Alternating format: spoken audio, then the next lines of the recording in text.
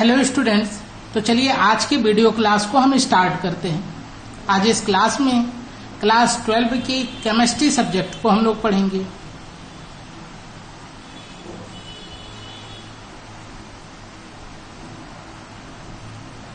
आपको पता है इस समय हम लोग क्लास 12 केमिस्ट्री से विलयन यानी कि सोल्यूशन चैप्टर को पढ़ रहे हैं। आज की ये वीडियो हो सकता है इस चैप्टर की लास्ट वीडियो।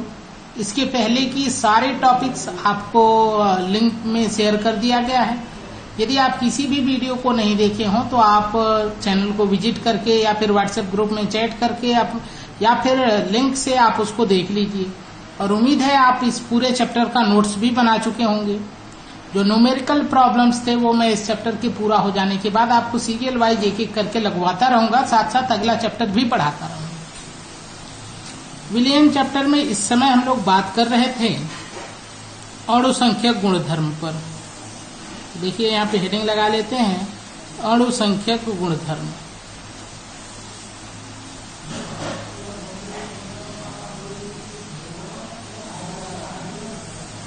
जिसको इंग्लिश में कहते हैं कॉलिगेटिव प्रॉपर्टी। ये बहुत ही इंपॉर्टेंट सेक्शन है इस चैप्टर का। यहाँ से बार बार हमेशा प्रश्न आते रहते हैं।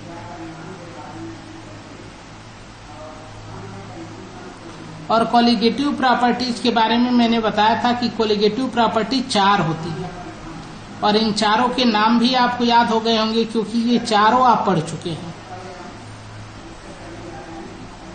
पहला पढ़ा आपने वाष्प दाब का अपेक्षिक अवनमन,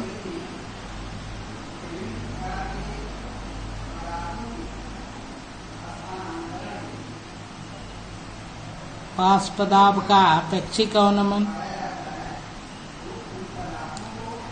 दूसरा आपने पढ़ा क्वथनांक का उन्नयन।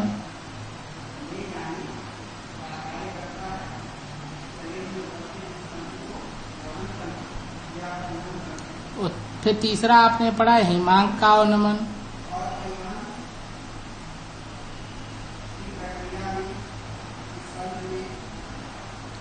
फिर आपने पढ़ा परासरण दाब।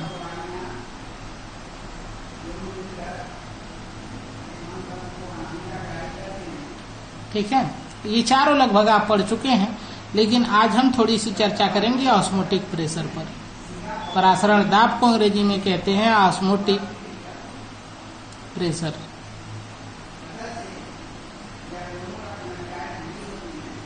इस पर हम लोग बात करेंगे। परासरण क्या होता है, परासरण दाब क्या होता है, ये सब मैंने आपको पिछली वीडियो में बता दिया था।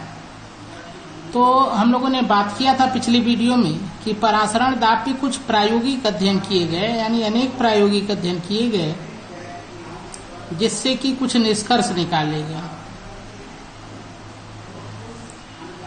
जैसे पहला निष्कर्ष ये निकाला गया कि जो परासरण दाब होता है ये समानुपाती होता है विलयन की मोलरता के, विलयन की मोलरता की। यहाँ पे पाई क्या है, परासरण दाब,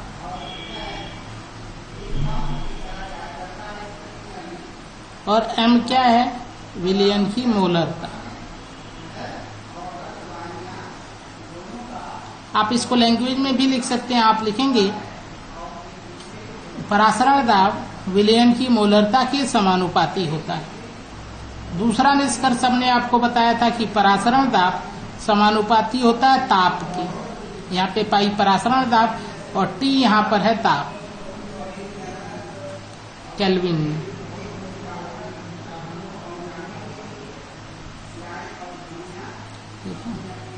यदि इन दोनों समीकरण को हम मिलाएं तो यहाँ से हम लिखते हैं पाई प्रोपोर्शनल m इंटू टी।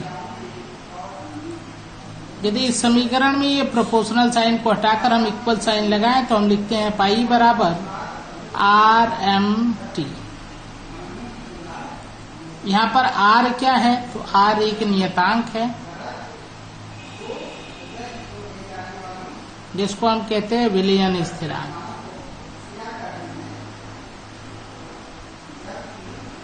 ये जो इक्वेशन हम लोगों ने यहाँ पे बनाया है pi equal to R M T, इस इक्वेशन से आपको अपने न्यूमेरिकल क्वेश्चंस लगाने होंगे। आप इसको थोड़ा चेंज करके इसको मोलर द्रव्यमान के पदों में भी लिख सकते हैं। जैसे कि आप जानते हैं, अभी मैंने इक्वेशन लिखा था, यहाँ पर एक बार और लिख देता हूं, पाई इक्वल टू RMT। आप जानते हैं कि विलयन की मोलरता है, m यहाँ पर मोलरता है, और मोलरता का सूत्र होता है विलेय के मोलों की संख्या अपान विलयन का द्रव्यमान लीटर में। और मोलों की संख्या के लिए आप सूत्र जानते हैं कि N equal to W upon M। यहाँ पर M मीन्स मोलरता मत समझिएगा, ये है मोलर द्रव्यमान।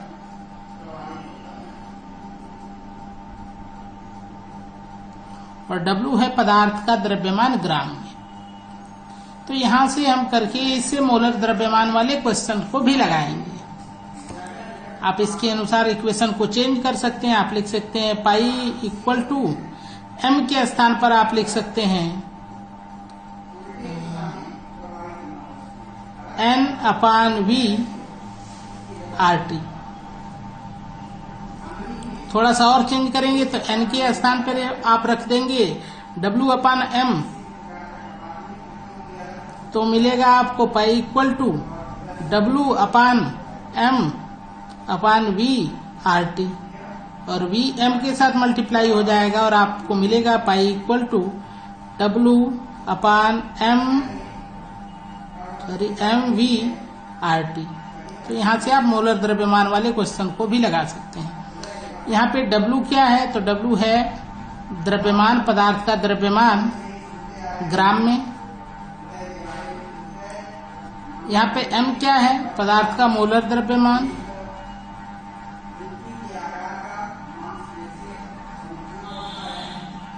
V क्या है, ये है विलयन का आयतन। R है विलयन स्थिरांक, और T यहाँ पर ताप है। तो ये भी इक्वेशन आप डायरेक्ट यूज कर सकते हैं, या फिर आप इसको ऐसे भी यूज कर सकते हैं कि मोलरता का मान अलग से निकाल लीजिए, यानी कि मोलर द्रव्यमान का अलग से मान निकाल के यहाँ पे रख सकते हैं। इसके बाद हमने आपको प्रतिलोम परासरण भी बता दिया था।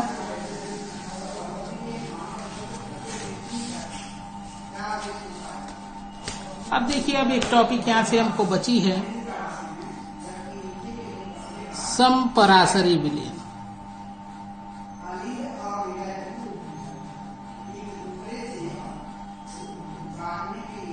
ठीक है, अल्प परासरी विलयन।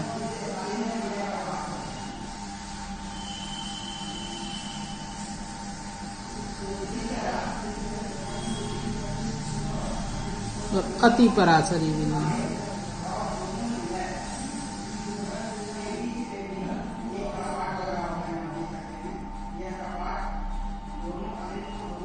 ये आपको 3 टॉपिक समझनी है।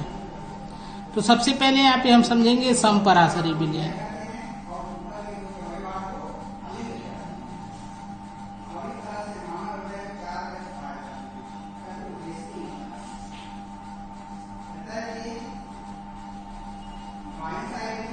इसको इंग्लिश में कहते हैं आइसोटोनिक सॉल्यूशन।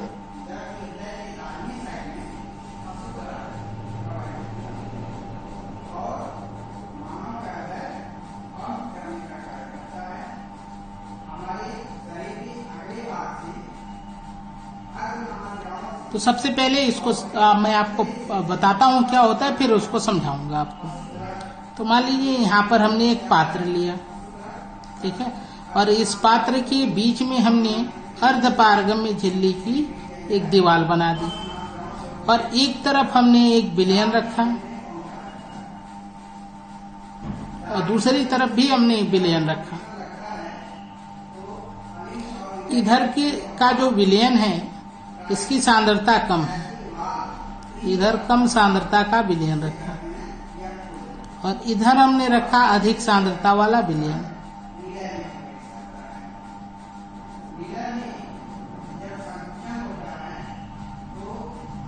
अधिक सांद्रता वाला। तो ये देखा जाता है कि जो कम सांद्रता वाला विलयन है, इससे विलायक के अणु अधिक सांद्रता वाले विलयन की तरफ गति करने लगते हैं। ये आप जानते हैं, इस क्रिया को परासरण कहते हैं। यहाँ पर हम कहेंगे कि जिस विलयन की सांद्रता कम होगी उसका परासरण दाब भी कम होगा। ध्यान दीजिएगा, इधर हम कहेंगे इसका परासरण दाब कम है और इधर परासरण दाब अधिक है।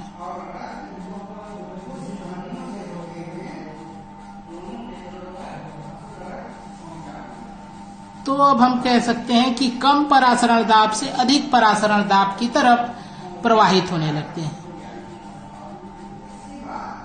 ये क्रिया कहलाती है परासरण। तो परासरण की एक नई परिभाषा हमने आपको यहाँ पे बताया, उसके बाद मैं आपको समझाऊंगा समपरासरी विलयन क्या होता है। तो परासरण की एक नई परिभाषा हम लिख सकते हैं कम परासरण दाब के विलयन, कम परासरण दाब के विलयन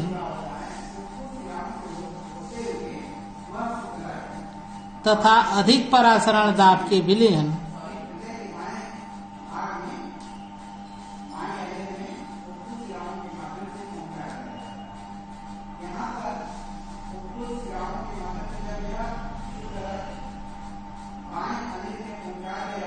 विलयन को अर्धपारगम्य झिल्ली से पृथक कर देने पर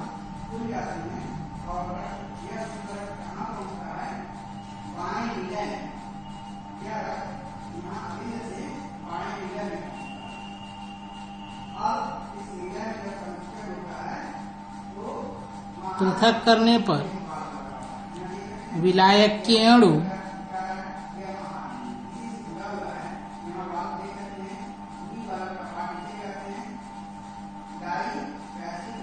कम परासरण दाब के विलयन से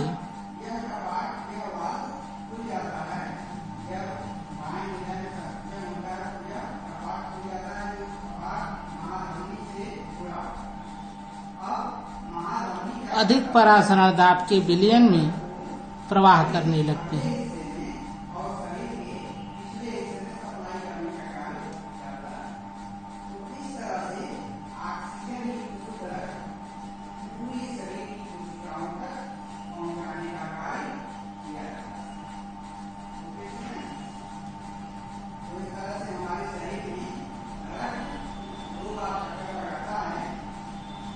इस क्रिया को परासरण कहते हैं।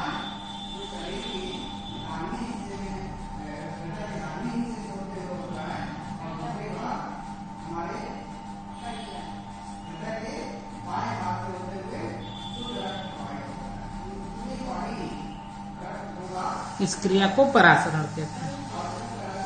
तो ये परासरण की एक नई परिभाषा पड़ी और ये हमने किस आधार पे कहा, क्योंकि हम जानते हैं P प्रोपोर्शनल होता है M, यानी कि जब मोलरता अधिक होगी तो परासरण दाब भी अधिक होगा। और आप जानते हैं कम परासरण दाब से विलायक के अणु हमेशा अधिक परासरण दाब की ओर या आप कहिए कम सांद्रता से अधिक सांद्रता की तरफ गति करते हैं। कम सांद्रता को आप कम परासरण दाब भी कह सकते हैं क्योंकि P प्रोपोर्शनल M होता है। तो उम्मीद है ये परिभाषा आप समझ गए होंगे। अब हम समझेंगे इसको, ये टॉपिक।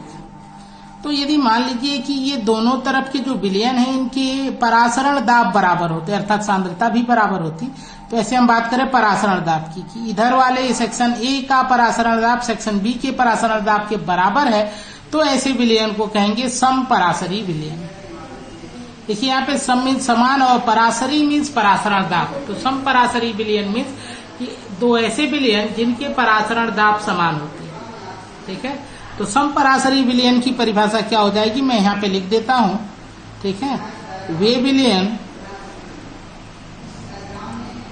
जिनके परासरण दाब समान होते हैं, वे विलयन जिनके परासरण दाब समान होते हैं,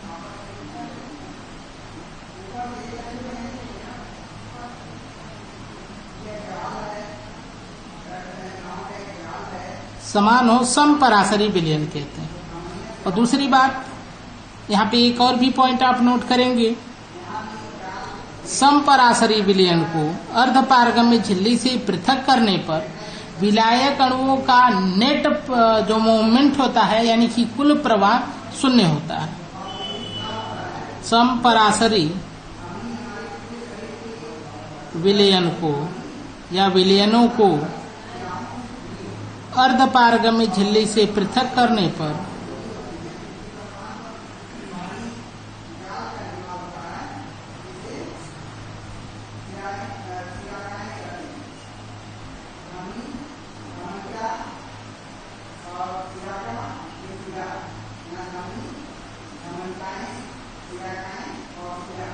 विलायक अणु का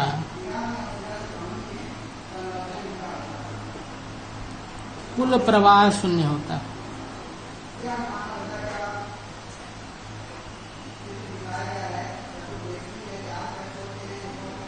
कुल प्रवाह मीन्स अभी मैं आपको समझा देता हूं। तो ये हो गया समपराशरी विलयन के बारे में, ये आपको ध्यान रखना है। कुल प्रवाह मीन्स मतलब यहाँ पे ये है कि जितने विलायक अणु ए से बी में जाएंगे उतनी ही संख्या में विलायक अणु बी से ए में भी यदि आ जाए तो हम कहेंगे जो नेट मूवमेंट हुआ वो 0 था। मतलब इस अवस्था में न तो विलयन ए की मात्रा बढ़ेगी और न ही विलयन बी की मात्रा बढ़ेगी, दोनों अपनी जगह पे स्थिर रह जाएंगे। तो ये हो गया समपराशरी विलयन। अब इसी से मिलता जुलता है अल्प पराशरी विलयन और अति पराशरी विलयन।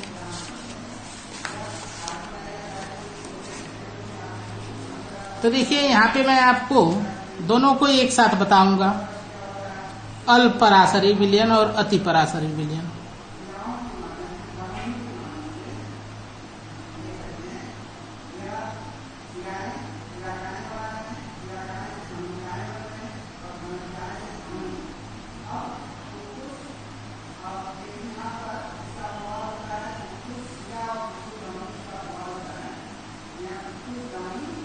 अब इस बात को थोड़ा सा देखिएगा। जब दो विलयनों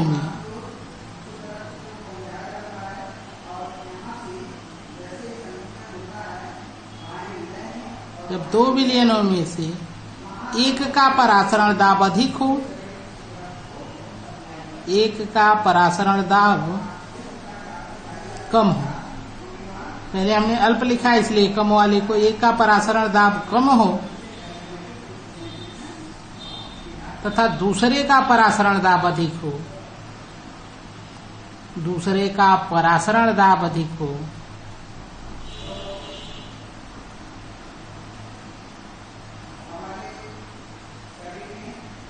हो, तो उन्हें क्रमशः में जिसकी पहले बात हम कर रहे हैं, मतलब कम वाले को हम कहेंगे अल्प पराशरी, तो उन्हें क्रमशः अल्प पराशरी तथा अति पराशरी विलयन कहते हैं। अल्प पराशरी तथा अति पराशरी विलयन कहते हैं।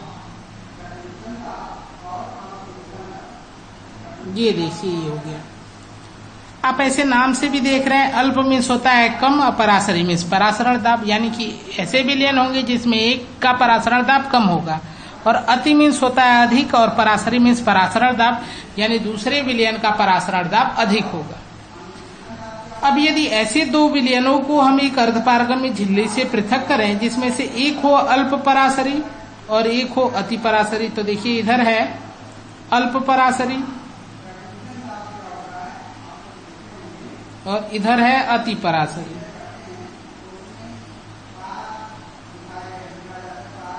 विलयन, ठीक है। तो हमेशा अल्प पराशरी विलयन से जो विलायक की अणु होंगे वो अति पराशरी विलयन की तरफ प्रवाह करें। अब ऐसा क्यों? क्योंकि अल्प पराशरी मीन्स इसका परासरण दाब कम है और अति पराशरी मीन्स इसका परासरण दाब अधिक है। और मैंने अभी आपको समझाया कि जब परासरण दाब कम होता है तो और एक तरफ परासरण दाब अधिक होता है तो हमेशा परासरण दाब कम से अधिक की तरफ विलायक अणुओं का प्रवाह होता है। यानी कि एक पॉइंट और भी आप इसमें चाहे तो नोट कर सकते हैं, मैं यहाँ पे नोट नहीं कर रहा हूँ, आपको बता दे रहा हूँ कि आप लिख सकते हैं कि अल्प पराशरी तथा अति पराशरी विलयनों को एक दूसरे अर्धपारगम्य झिल्ली द्वारा एक दूसरे से पृथक करने पर विलायक अणुओं का प्रवाह अल्प पराशरी विलयन से अति पराशरी विलयन की ओर होता है। दूसरी बात कि इसका कुछ उदाहरण भी आप लिख सकते हैं। जैसे आप किसी मुरझाए हुए फूल को ले जाएं, मुरझाए हुए पुष्प को लें और आप ताजा जल में रख दें तो देखेंगे धीरे धीरे वो खिल जाएगा। तो क्या होगा? क्योंकि जो ताजा जल था वहां पे आप देखिए सांद्रता बिल्कुल शून्य थी, यानी कि वो कम सांद्रता वाला हो गया और फूल के अंदर जो था, फूल का रस था, वो एक प्रकार का विलयन था जिसका परासरण दाब अधिक था, तो इसलिए बाहर का जल उसके अंदर प्रवेश कर गया और वो खिल गया फिर से। आप जानते हैं फूल मुरझाते क्यों? जब उसमें पानी की कमी हो जाएगी तो उसकी पंखुड़ियां सिकुड़ जाती हैं और जिसकी वजह से फूल मुरझा जाते हैं, और जब उसको पानी में रख देते हैं तो वापस वो परासरण द्वारा जल को ग्रहण कर लेते हैं, और जल ग्रहण करने की वजह से फिर से उसकी पंखुड़ियां तन जाती हैं, टाइट हो जाती हैं, जिससे फूल खिले हुए दिखाई देते हैं। इसके अलावा आप देखते हैं जब चना भिगोते हैं तो रात में फूल के बड़ा हो जाता है, तो इसका कारण क्या है कि चने के अंदर भी एक विलयन होता है जिसका परासरण दाब अधिक होता है और पानी का परासरण दाब कम होता है, इसलिए पानी उसके अंदर प्रवेश कर जाता है और चना फूल के बड़ा हो जाता है। तो दोस्तों ये थी आज की वीडियो, और आज की वीडियो लास्ट थी आपके इस चैप्टर की। बाकी जो टॉपिक जैसे वन हाफ फैक्टर यानी वन हाफ गुणक दिया गया है और असामान्य मोलर द्रव्यमान दिया गया है, वो आपके इस साल के सिलेबस से हटा दिया गया, इसलिए आपको वो नहीं पढ़ाया जाएगा। जितनी सिलेबस की बातें थी उतनी समाप्त हो चुकी हैं। आपका पहला चैप्टर मतलब दूसरा चैप्टर जो सोल्यूशन था वो पूरा हो चुका है। अब हम लोग आगे देखेंगे, अगले चैप्टर को पढ़ेंगे, यानी पहले चैप्टर को पढ़ेंगे ठोस अवस्था, क्योंकि पिछली बार तो वो सीबीएसई के सिलेबस से हटा दिया गया था लेकिन फिर से उसको ला दिया गया है, तो इसलिए अगला चैप्टर हम ठोस अवस्था पढ़ेंगे जो आपके बुक में पहला लेसन होगा। और आपको पता है आपका होमवर्क क्या है कि आप वीडियो देखिए तो अपना कमेंट में अपना नाम लिखिए और साथ साथ अपने नोट्स को एकदम पूरा कर लीजिए इस चैप्टर के। आज के लिए बस इतना ही, धन्यवाद।